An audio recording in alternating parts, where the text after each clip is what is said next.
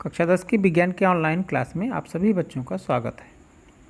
हम अपना तीसरा अध्याय पढ़ रहे हैं कक्षा 10 के पाठ्यक्रम से और तीसरे अध्याय का नाम है धातु एवं अधातु, जिसमें हम पहला लेक्चर पढ़ चुके हैं, जिसमें यह देखा गया कि धातुएं किसे कहते हैं, उनके भौतिक गुण क्या होते हैं और अधातुएं क्या होती हैं और उनके भौतिक गुण क्या होते हैं, इसके बारे में हम पढ़ चुके हैं।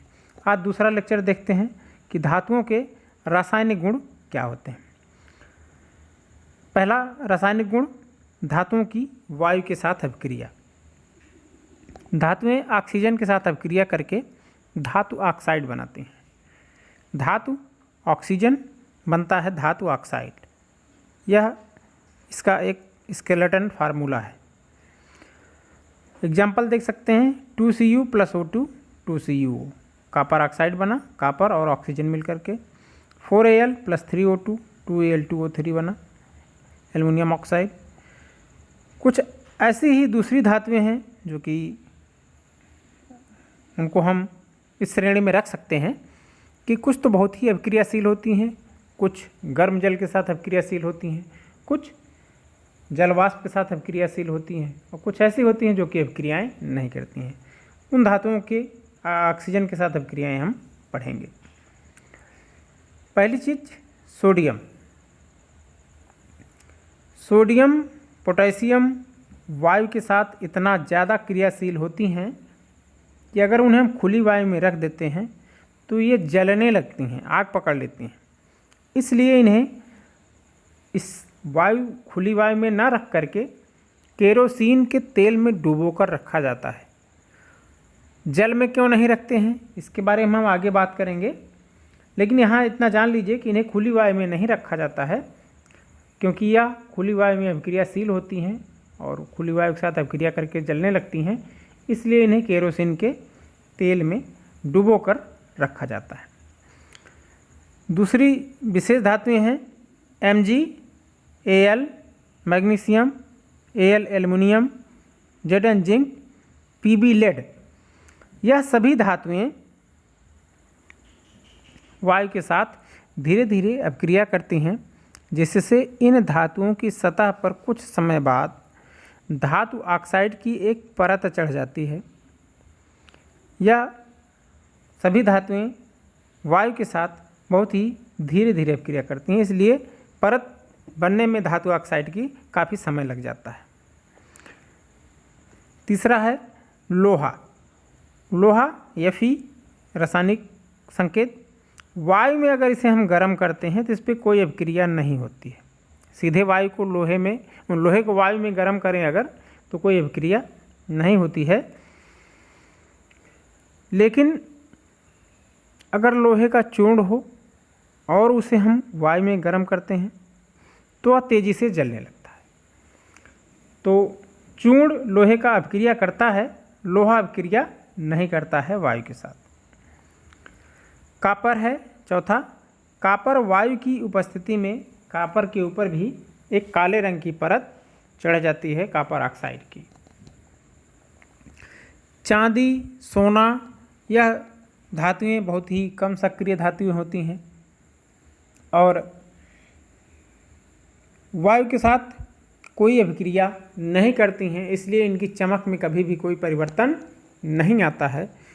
इसलिए सामान्य रूप से इन्हीं धातुओं का उपयोग आभूषणों में इसीलिए किया जाता है, इनके इसी गुण के कारण, क्योंकि ये खुली वायु में रहती हैं और बहुत ही कम क्रियाशील धातुएं होती हैं, तो इनके रंग में कोई परिवर्तन नहीं उत्पन्न होता है। हमारा अगला टॉपिक है वधर्मी ऑक्साइड। वधर्मी ऑक्साइड क्या होते हैं?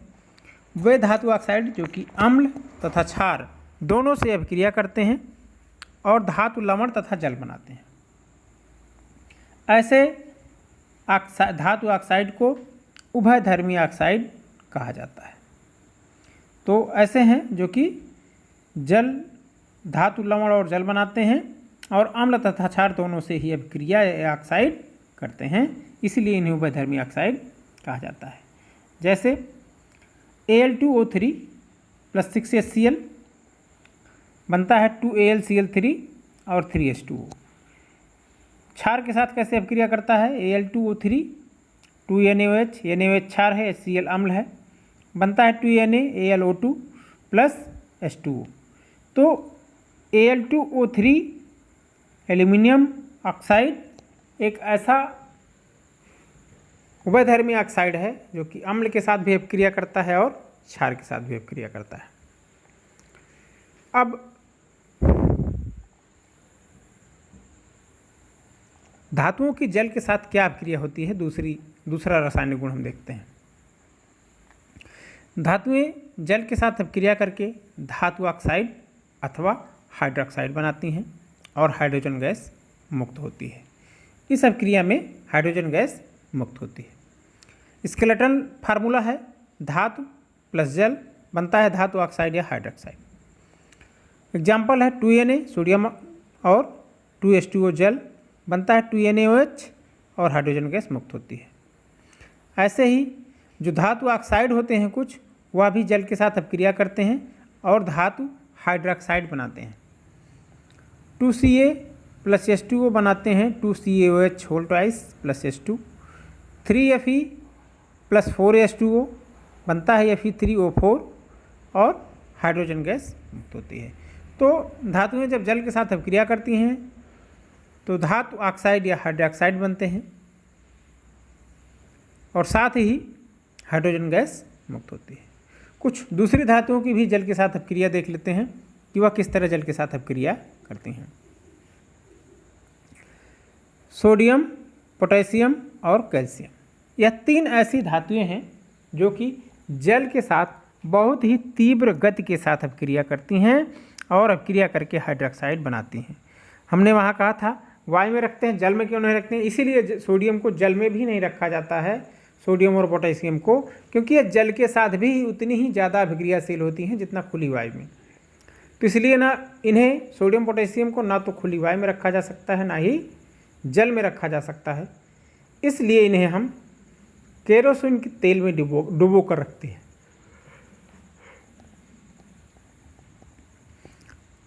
अगला जो विशेष अपक्रिया है एल्युमिनियम, Al, Fe आयरन या लोहा तथा Zn जिंक, यह जो धातुएं हैं यह जलवाष्प के साथ अपक्रिया करती हैं, ठंडे जल के साथ अपक्रिया नहीं करती हैं और जलवाष्प के साथ अपक्रिया करके ऑक्साइड बनाती हैं।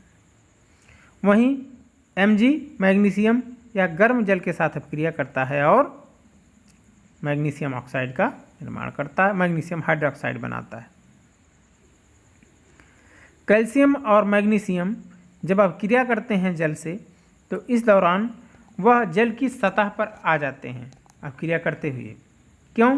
क्योंकि अपक्रिया में उत्पन्न जो हाइड्रोजन गैस के बुलबुले होते हैं वह इन दोनों धातुओं के टुकड़ों के साथ चिपक जाते हैं और जिसके कारण यह इन्हें लेकर सतह पर चले जाते हैं। तो कैल्शियम और मैग्नीशियम की सतह पर हाइड्रोजन गैस के बुलबुले चिपक जाते हैं, इसलिए जब यह जल के साथ अपक्रिया करता है तो सतह पर आ जाता है। Au सोना, Ag चांदी, Cu कॉपर तांबा और Pb लेड सीसा जल के साथ कोई भी अपक्रिया नहीं करते हैं, यह इनका विशेष गुण है। तो यह था आज का लेसन जो कि दो रासायनिक गुणों के बारे में हमने पढ़ा। पहला कि वायु के साथ अपक्रिया क्या होती है और जल के साथ क्या अपक्रिया होती है, इसके बारे में पढ़ा गया। और बाकी रासायनिक गुण अगले लेक्चर में देखते हैं। तब तक आप घर पे रहें, पढ़ते रहें, स्वस्थ रहें। शुभकामनाएं।